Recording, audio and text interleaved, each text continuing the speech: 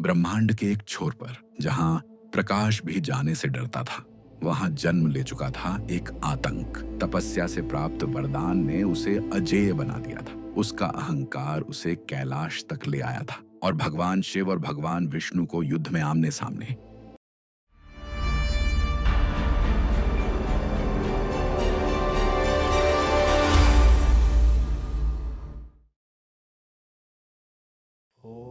कैलाश, जहां शांति स्वयं ध्यान करती है, जहां महादेव समाधि में लीन रहते हैं। नागेंद्र हाराय त्रिलोचनाय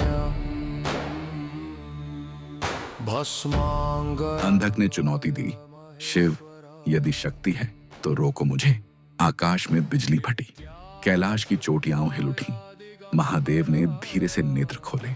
उनकी आंखों में शांत महासागर था, पर गहराई में प्रलय छिपा था। उन्होंने पिनाक धनुष उठाया, पहला बाण चला और असुरों की पंक्तियां को चीर दी।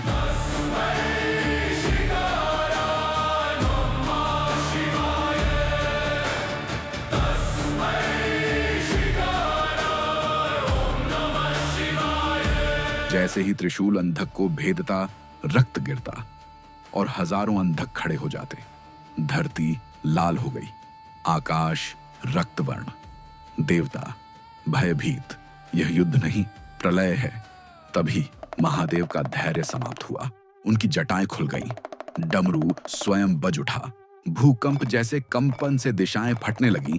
उन्होंने धारण किया रौद्र रूप। उनकी आंखों से अग्नि बरसी, हर कदम पर तांडव की गर्जना। यह वही रूप था जो समय को भी निगल सकता है। जब सृष्टि डगमगाने लगी, क्षीर सागर से प्रकाश उठा। गरुड़ पर सवार भगवान विष्णु रणभूमि में उतरे। उनकी माया ने असुरों को भ्रमित किया। दिशाएं बदलने लगी। अंधक की सेना दिशाहीन हो गई, पर समस्या अब भी वही, रक्त की हर बूंद नया असुर। विष्णु ने योग माया का आह्वान किया और प्रकट हुई मातृकाएं। वे बिजली की गति से अंधक का रक्त धरती पर गिरने से पहले ही पीने लगी। अब अंधक की शक्ति घटने लगी।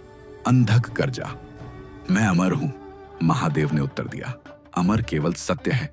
एक ही छलांग में उन्होंने अंधक को त्रिशूल पर उठा लिया, उसे आकाश में रोके रखा, जब तक उसका रक्त सूख न गया, जब तक उसका अहंकार टूट न गया।